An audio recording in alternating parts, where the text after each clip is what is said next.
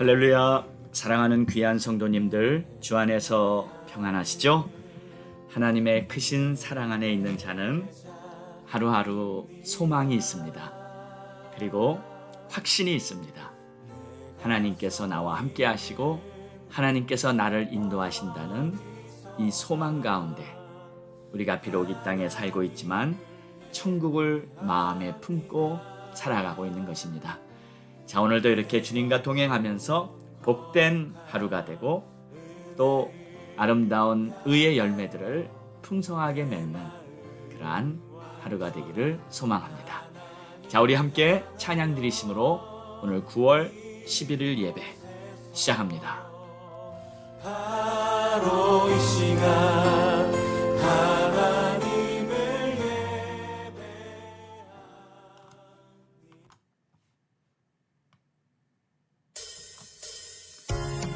내 평생에 가는 길, 우리 평강의 왕이신 주님을 찬양합니다.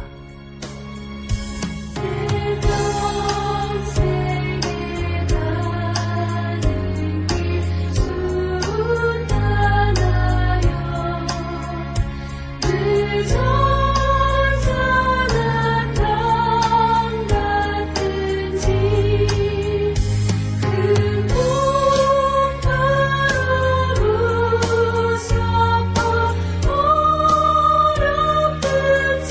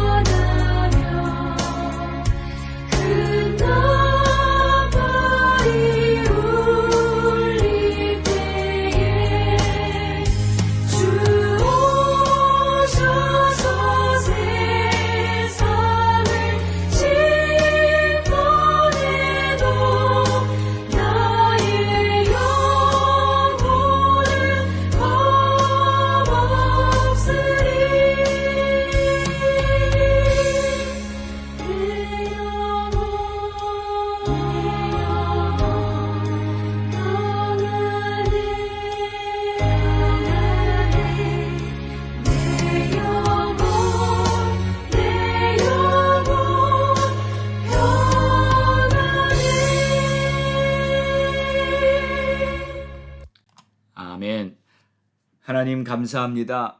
내 영혼 평안에 우리 주님 함께 하시니 무엇이 두렵고 무슨 걱정이 있겠습니까? 하나님께서 다 합력하여 선을 이루시는 하나님의 놀라운 은혜 속에 있음을 감사드립니다. 오늘도 하나님께 감사하며 기쁨이 넘치는 그러한 복된 하루로 인도해 주옵소서. 예수님의 이름으로 기도합니다. 아멘. 오늘 우리에게 주시는 하나님의 말씀은 사도행전 5장 17절에서 23절입니다. 어둠은 빛을 이기지 못한다.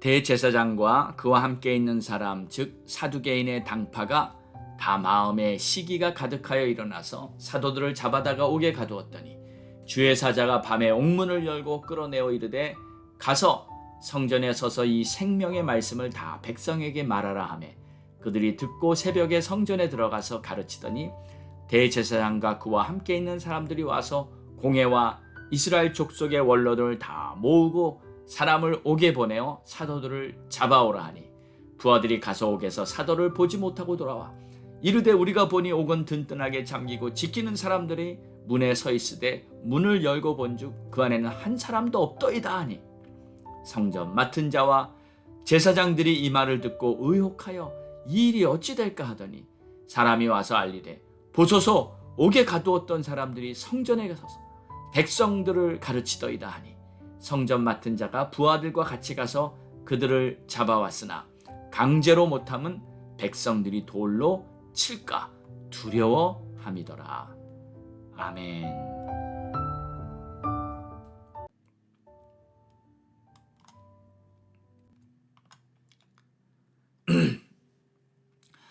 사람들이 죄를 지을 때에는 그 대상이 있죠.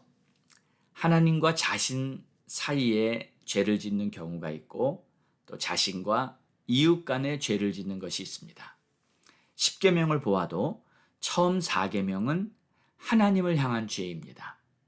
나 외에 다른 신을 두지 말라, 우상을 섬기지 말라, 하나님의 이름을 망령되이 부르지 말라, 안식일을 거룩히 지내라 라는 이 계명들은 나와 하나님과의 관계를 말하죠. 그리고 5계명부터 부모를 공경하라, 살인하지 말라, 도둑질하지 말라, 간음하지 말라, 거짓 증언하지 말라 등은 이웃과의 관계에서 저지르는 죄를 말합니다. 그런데 죄를 짓게 될 때는 반드시 원인이 있습니다. 야고보서 1장 15절에는 이것을 분명히 명시하고 있어요. 욕심이 잉태한 즉 죄를 낳고 죄가 잉태한 즉 사망을 낳느니라. 만약에 여러분이 어떤 죄를 지었다면 그 죄를 짓게 된 원인은 바로 여러분들의 마음 속에 있던 욕심 때문이라는 겁니다. 욕심이 잉태한 즉 죄를 낳고.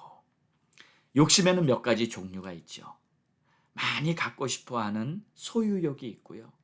또 높아지고 싶은 명예욕이 있고요. 육신의 쾌락을 원하는 음욕 등이 있습니다. 이런 욕심 때문에 남에게 거짓말을 하기도 하고 또 어떤 사람을 미워하기도 하고 시기, 질투, 모함 등을 하게 되는 것이죠. 오늘 말씀을 보니까 대제사장들과 사두개인들이 다시 사도들을 잡아 옥에 가두는데 그렇게 한 원인이 있다고 밝히고 있습니다. 대제사장과 그와 함께 있는 사람 즉 사두개인들의 당파가 다 마음에 시기가 가득하여 일어났다. 마음에 시기가 가득하여 사도들을 잡아다가 옥에 가두었다는 거예요. 그러니까 사도들이 잡혔던 이유는 대제사장과 사두개인들의 시기 때문이었습니다. 그게 원인이에요. 왜냐하면 사도들이 복음을 전하면 많은 사람들이 모였습니다. 막 병들었던 사람들이 깨끗하게 고침을 받고요. 문제를 가진 사람들이 하나씩 그 문제를 다 하나님의 은혜로 해결받게 되니 얼마나 감사한 일입니까? 점점 많은 사람들이 모여 하나님께 영광을 돌립니다. 막 예루살렘이 떠들썩할 정도로 하나님께 영광을 돌리는데 그 모습을 보며 이 사도들을 시기한 거예요. 사실 대제사장이나 사두개인들, 율법학자 다 함께 하나님께 영광을 돌려야 하지 않겠습니까? 그들도 하나님의 종인데 하나님의 역사를 보며 하나님께 감사와 영광을 돌려야 하는데 오히려 그들은 마음속에 시기가 가득했다. 여러분, 솔직히 시기 질투는 우리들의 마음에 참 일어나기 쉬운 것 같습니다. 남이 나보다 좀 잘하면 시기가 나죠. 누가 나보다 잘 되고 있는 모습을 보면 질투가 납니다. 우리들에게는 그런 근성이 조금씩은 다 있는 것 같아요. 오죽하면 사촌이 땅을 사면 배가 아프다는 말이 생겼겠습니까? 선악과를 따먹고 난 후 인류가 저지른 첫 번째 죄악이 무엇이었습니까? 바로 카인이 동생 아벨을 돌로 쳐 죽인 살인 사건이 발생했습니다. 그런데 그 원인도 역시 시기였어요. 동생이 드리는 제사가 너무 잘 되어지는 모습을 보고 시기가 나서 참지 못하고 동생을 죽인 겁니다. 여러분 잘 생각해 보세요. 당연히 제사를 잘 받고 안 받고는 이게 하나님의 소관 아닌가요? 그럼에도 잘 되어가는 동생의 모습에 극한 시기를 참지 못하고 카인은 죄를 저지르고 만 것이죠. 자, 시기하면 또 사울을 빼놓을 수 없습니다. 사울은 시기 때문에 망한 왕이에요. 왕이었으니 모든 것을 다 가지고 모든 것을 다 누리고 가장 높은 자임에도 불구하고 다윗을 보고 시기하기 시작합니다. 그 다윗을 보고 시기하기 시작한 후부터는 더 이상 이 국정을 다스리는 왕으로서의 역할을 전혀 하지 못하고요. 악령이 들어서 마치 미친 사람처럼 사울을 잡는 일에만 급급하고 아주 모든 것을 인생을 망치고 마는 그런 왕이 되어버리고 말았어요. 여러분, 시기가 이렇게 무서운 것입니다. 지금도 마찬가지입니다. 사도들을 옥에 가두고 더 이상 사역을 못하게 하려는 이 자들이 바로 대제사장 사두개인의 무리들인데 이들의 마음에 시기가 가득하여 이런 죄를 저지르고 만 거예요. 사랑하는 여러분, 하나님의 나라에는 시기가 없습니다. 할렐루야. 하나님의 나라 안에는 남이 잘 되는 것을 기뻐하며 남을 축복하는 것이 바로 하나님의 나라입니다. 만약에 혹시라도 여러분의 마음에 시기나 질투가 생기는 것 같다면 즉시 그 마음에 생긴 시기 질투를 내버리시기 바랍니다. 왜냐하면 그건 마귀가 주는 죄의 씨앗이기 때문이에요. 그 마음을 그대로 두면 여러분은 반드시 죄를 짓게 됩니다. 그리고 그 죄 때문에 하나님의 나라의 일을 방해하는 하나님의 대적자가 되고 말 것입니다. 지금 대제사장들이 그러고 있는 거예요. 하나님의 나라를 전파해야 할 임무를 맡은 대제사장들이 오히려 하나님의 일을 방해하는데 앞장서고 있어요. 일이 거꾸로 되어가고 있습니다. 자, 그러나 아무리 방해하는 일이 많다고 해도 결코 하나님께서는 복음을 전파하는 일을 멈추지 않으십니다. 아무리 어두움이 짙다 해도 어두움이 빛을 이길 수는 없는 것입니다. 하나님께서는 천사를 보내셔서 옥에 갇힌 사도들을 꺼내주십니다. 그리고 성전에 가서 사도들은 계속 복음을 전파할 수 있게 됩니다. 천사가 사도들에게 이렇게 사명을 줍니다. 천사의 말을 보십시오. 20절에 보니까 성전에 서서 이 생명의 말씀을 다 백성에게 말하라. 네, 생명의 말씀이에요. 복음은 생명을 주는 하나님의 말씀입니다. 예수가 하나님의 아들이시며 우리를 구원할 구세주라는 이 복음 메시지를 믿는 자들에게는 새 생명이 주어졌습니다. 할렐루야. 이렇게 초대교회는 힘차게 복음을 전파하며 하나님의 나라를 확장시켜 나갔습니다. 큰 핍박이 오고 옥에 갇히고 매를 맞는 그러한 일이 발생했습니다. 어둠이 사도들과 하나님을 믿는 백성들을 덮어갔습니다. 그러나 아무리 그런 핍박이 온다 할지라도 어둠이 빛을 이길 수는 없었던 것입니다. 하나님께서는 계속 사도들을 통해 놀라운 위대한 일을 행하시며 하나님의 복음은 온 세계로 전파되기 시작합니다. 그리고 이 모든 일을 하신 분은 바로 하나님이십니다. 성령 충만받은 자들을 통해서 하나님이 역사하셨습니다. 그러므로 오늘날도 우리가 구할 것은 하나님의 성령이에요. 하나님, 우리들에게 성령을 충만히 부어주시옵소서.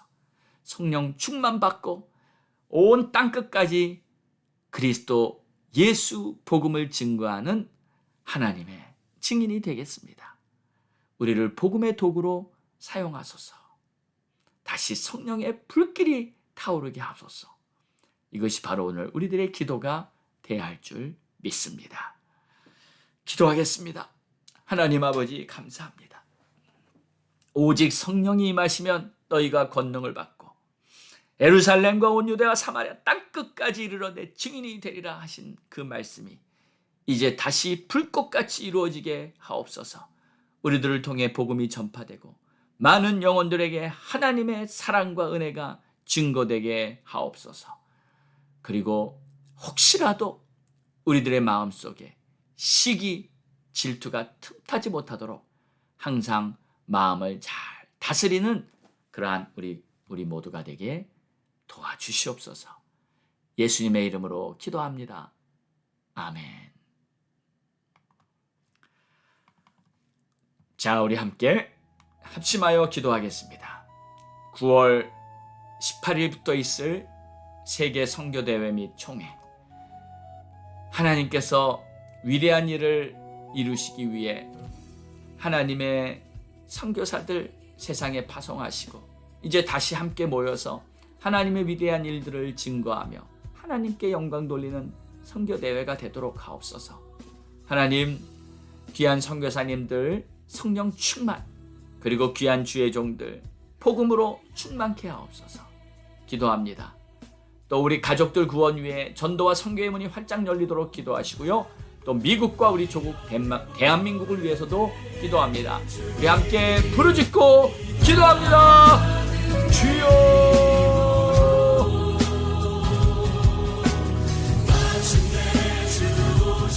할렐루야. 아버지 감사합니다. 찬송과 존귀와 영광을 받으실 우리 하나님 아버지, 오늘도 하나님의 크신 은혜에 감사하고 오늘도 믿음의 예배를 올려드리기 원합니다. 하나님이시여, 하나님이시여, 오늘도 우리를 불쌍히 여겨주시고 우리 안에 죄악의 씨앗이 하지 못하도록 하나님, 우리 안에 사단 마귀가 주는 죄의 뿌리가 죄의 씨앗이 내리지 못하도록 마음을 다스리고 깨어있게 도와주시기를 원합니다. 하나님의 전신갑주를 입혀주시기를 원합니다. 하나님께서 기뻐하시는 아름다운 열매를 맺게 도와주시기를 원합니다. 하나님이시여, 하나님이시여, 우리를 바라보고 우리들에게 생각 옷을 입혀주시옵소서. 하나님의 전신갑주를 입혀주시옵소서. 그리하여 믿음으로 살아가기에 부족한 명도로 도와주시옵소서. 하나님 아버지, 우리 선교대회를 도와주시옵소서. 우리 선교사님들 원치 않고 지치지 않게 도와주시니 우리 선교사님들 사명으로 충만하며 열정으로 충만하며 성령으로 충만하게 도와주시옵소서. 아버지 하나님도 간절히 바라옵니다.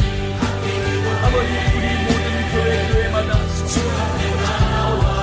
우리가 하나님의 나라를 증거하는 도와주시옵소서. 모든 땅을 거두게 하옵소서.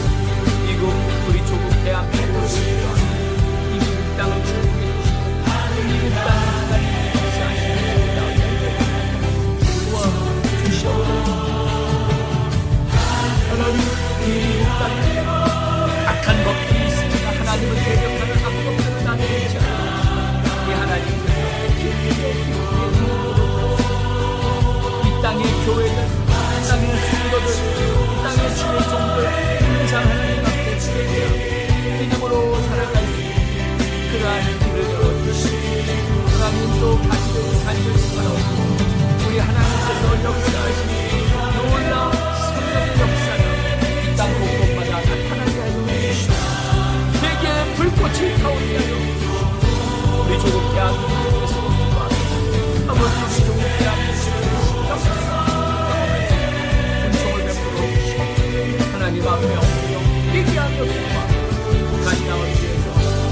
일 되도록 준비할 수 있는 그러한 우리 조국 대한민국 되게 하여 주시옵소서. 하나님 아버지 감사합니다. 오늘도 우리의 기도를 다 듣고 응답하여 주시는 하나님 아버지, 존귀와 영광을 세세 영원토록 받으시옵소서. 예수 그리스도의 이름으로 간절히 기도드렸사옵나이다. 아멘.